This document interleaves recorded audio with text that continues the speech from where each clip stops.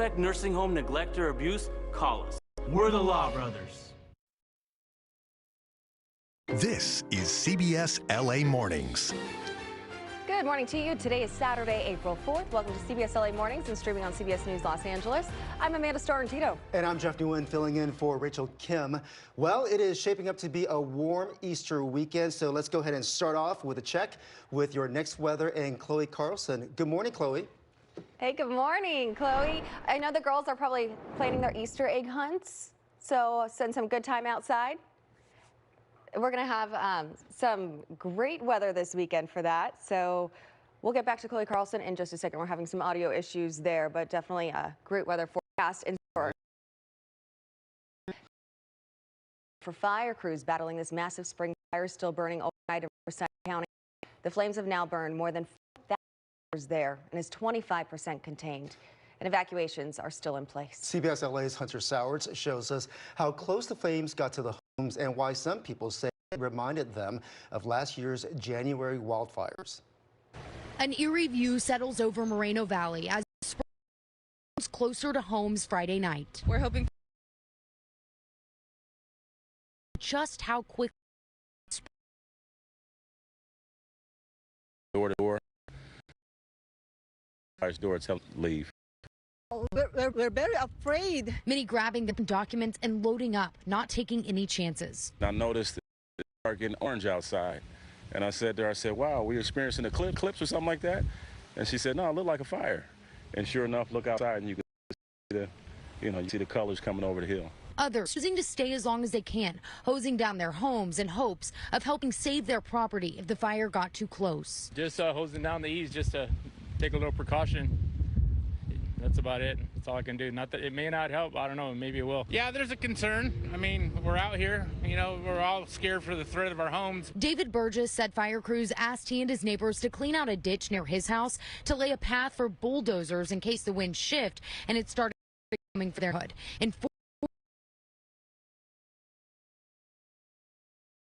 Doing what they have to do and keep us aware and safe. For many people here, the fires in Palisades and Altadena are fresh on their minds, and they tell us the winds felt especially unusual. Have the advantage that we don't have 60-mile-an-hour winds. Now they've been up pretty good today, and I don't the burning embers that was in that fire. As the sun set, many hoping these winds would die down even more and let crews get it under control. We trust in God, so everything will be okay. Hunter Sowards, CBS LA. Meantime, fire crews are getting control of the Crown Fire in Acton. Evacuation orders have been lifted, but warnings are still in place. The fire is still burning in the area around Crown Valley and Villa Canyon Road. At last check, it burned about 345 acres, containment 26%.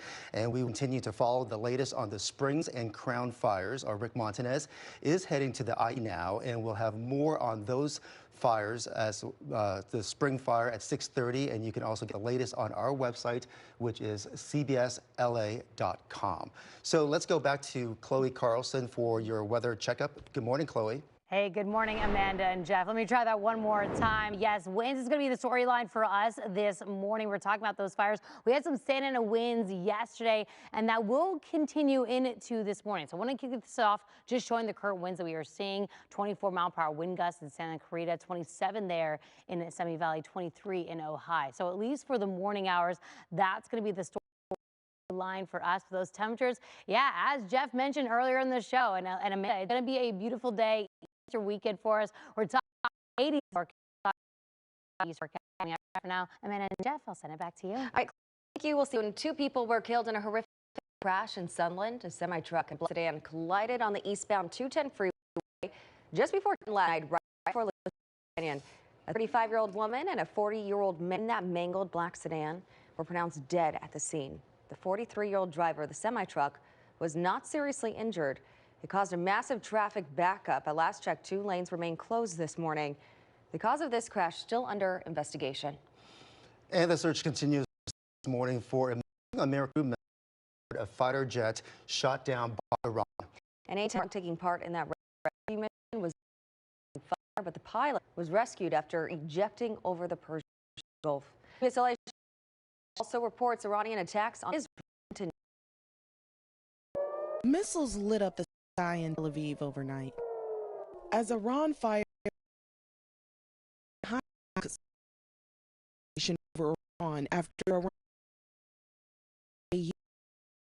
strike on Friday. It's a version of 15, seen at a U.S. military base in Britain ago, part of the buildup to the war. On state media aired footage of the wreckage as proof of the and announced a $50,000 reward to capture crew members alive. Is rescued the pilot still missing. The fighter national security analyst says if Iranians find the officer first, it could be to the country's advantage. This is another element of leverage for Iran. They've got the Strait closed. That's their main aspect of leverage. But if they have the crew too, that's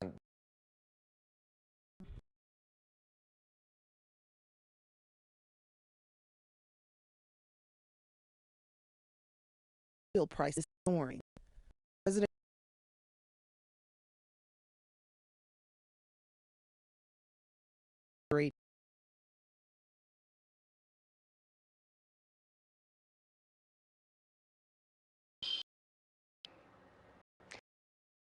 Focus on the local impact of the war with Iran. Iran Americans. It's took down the conflict in Iran and escalating tensions in the Middle East. We have news events of this past week where President Trump and regime negotiate. We have the son of the former leader who is now ostensibly the new leader of Iran. You think this will be a successful? It will be done in a couple weeks and it will be successful? I think that it'll be up to the Iranian people on. I think what President Trump and Netanyahu are putting in place is they're trying to lay the groundwork so it'll be ready for the Iranian people to go in and then take over and choose who their leader is and what type of government they're looking for having. I think it's very idealistic to think that the people are even able to take over. The people are not armed and they really don't have the means to take over. So unless the United States goes in and really affects a regime change, this has been for nothing. Because I don't believe in people dying for just oil or for anything else. There's a regime change and actually going to be free, and it does seem like that's going to happen now. I do think the two-part war, though. The first part is the U.S. and Israel going in, and the second part will be the Iranian people finishing it up and deciding how they want to government.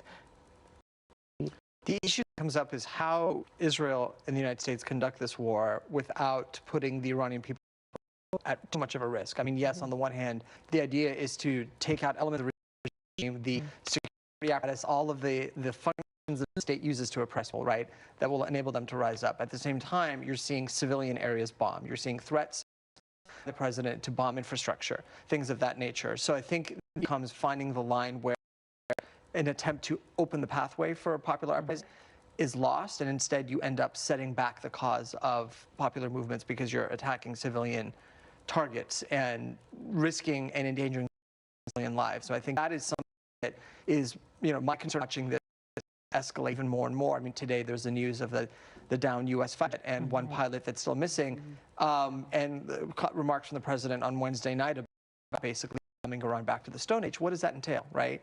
That takes us into civilian territory. That takes us into destruction of infrastructure, things that people will need to rebuild if and when that day comes when they get a chance to do that. Our coverage of the war with Iran continues at CBSLA.com with in-depth reporting from our team of CBS News correspondents all over the world. Public health warning now. The LA County Department of Health reported the highest ever number of flea-borne typhus cases last year. The agency says there were 220 cases. The most affected areas were in central LA, Santa Monica, and Willowbrook. It says 9 out of 10 people were hospitalized, but typhus can be treated with antibiotics. Officials say people can get it from pets and other animals that carry infected fleas indoors. Symptoms include fever, headache, rash, and body ache. Oof. All right, homeowner association fees are often criticized. Now multiple families are getting hit with huge fees while trying to rebuild from the Eaton fire. Nick Watt shows us the tens of thousands being charged to fire survivors. It's just been the worst year ever, and this is the cherry on top. 52 homes in this community burnt to the ground in January 25, many more damaged. Ryan Harmon had to flee. I want to go home. Look at that. They still haven't moved back home. Like so many, he's been dealing with, sometimes fighting with, insurance companies, mortgage companies, contractors, and then a letter arrived from the Homeowners Association. We were all like, what? You know, you have to read the letter a few times to go, are they really saying that? Are they really threatening me? Here's the letter from July. A demand for $23,614 to replace fences, irrigation, shrubs, and trees.